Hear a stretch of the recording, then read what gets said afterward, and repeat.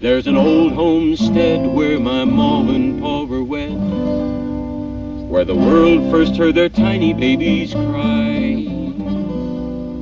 Well, the kids all moved away. It stands deserted there today. But we all go home to visit by and by.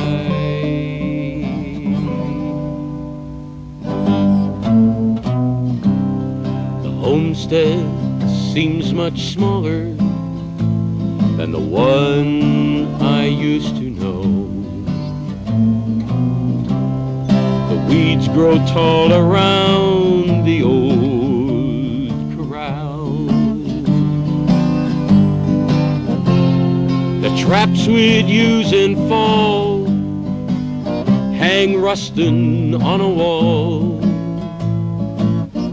and the grass is growing peaceful round the plow. Arizona's where we've made our home. Most of us, or our parents, were born someplace else, and so we feel a certain sense of discovery. But people have always discovered Arizona and liked what they saw and decided to stay. I guess there was an Arizona before it was Arizona, before the first homestead, before the Indians, before the cactus in the forests. Before that, there was a beginning. It's taken about 2.5 billion years. More than once there have been upheavals, creating mountains higher than the San Francisco peaks, which gave way to 100 million years of wind and wear. Oceans have come and gone, leaving lakes and forests. Then volcanic eruptions and more upheavals created the mountains we know today, high enough to hold out the rains and create the great deserts in the southern regions.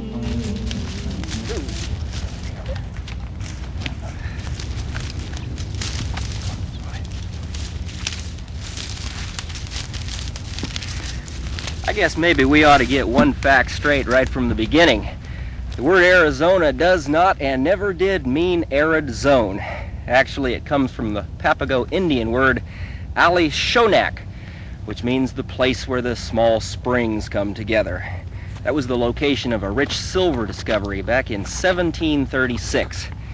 Between the Spaniards, the Mexicans, and the early American visitors to this part of the country, Alishonak became Arizona.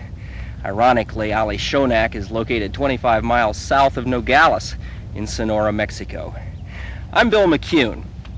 Over the years, we Arizonans have been pretty flexible about what you call us.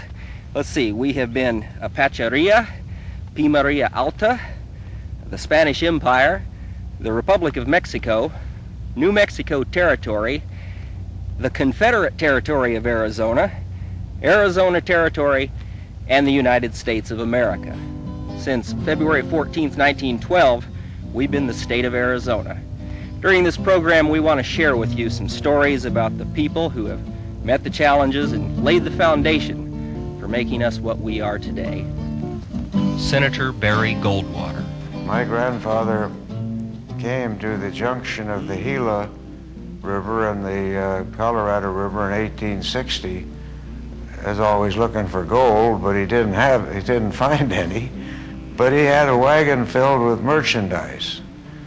So he sold the merchandise to the miners, and that's where we got started in the store business and the trucking business. We wound up trucking freight and mail and supplies to the military posts. Congressman Morris Udall. Still, I'm a generation where I can still identify with my grandfather and imagine how things would be and how they suffered. And my kids probably can't, but they ought to have more Arizona history taught. To these two builders of Arizona, sons of pioneer families, respected statesmen, presidential candidates, men of good humor, treasured assets, we are pleased to dedicate this program. Well, the cattle all have gone, and the gates are all undone, 'cause there ain't no one there to close them anymore. Well, the ranch house is a shambles and the barn is falling down. The termites took the trailer used to haul our horse to town. But the old homestead has memories all around.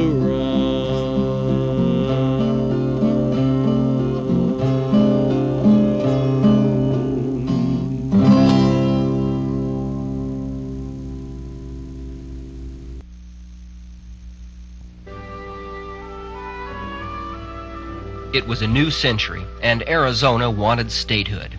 They'd already refused to accept the proposal of joint statehood with New Mexico. Why should they? Arizona had everything: cattle, cotton, citrus, copper, and climate. We had a university, a normal school, a new prison, and an insane asylum. What else could you need?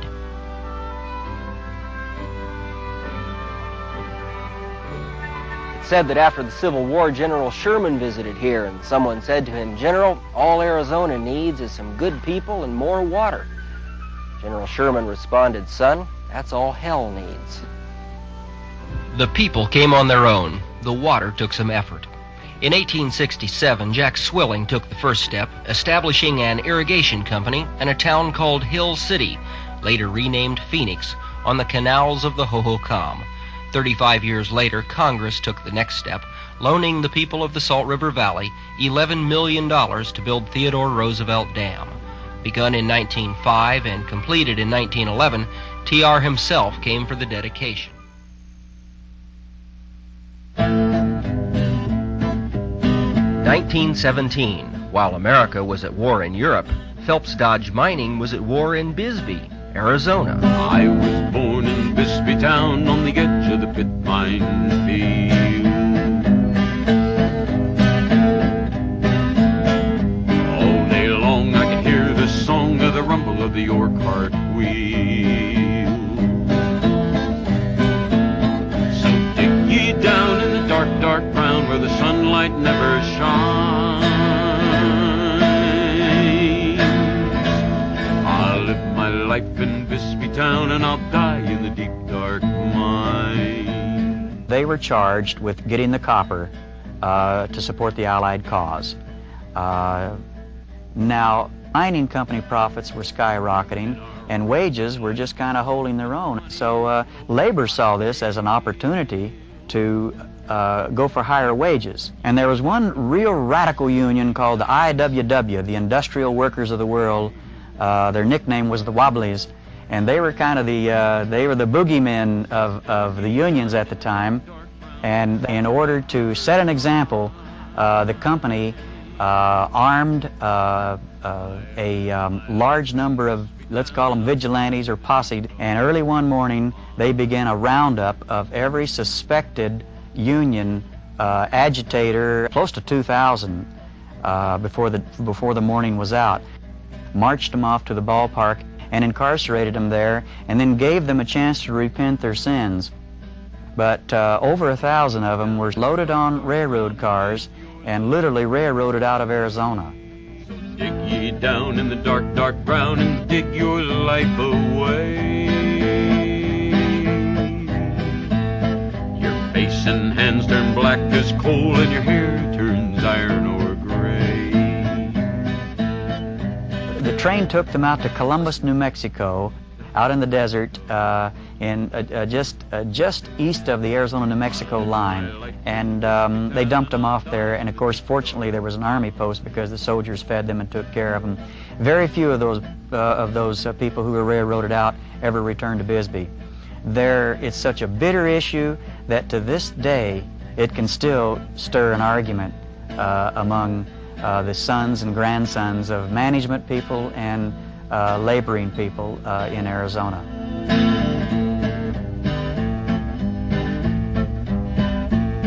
I'll live my life in Bisbee town and I'll die in the deep dark mine. Civil liberties were violated there, and I believe that was the bottom line, and I believe it was wrong.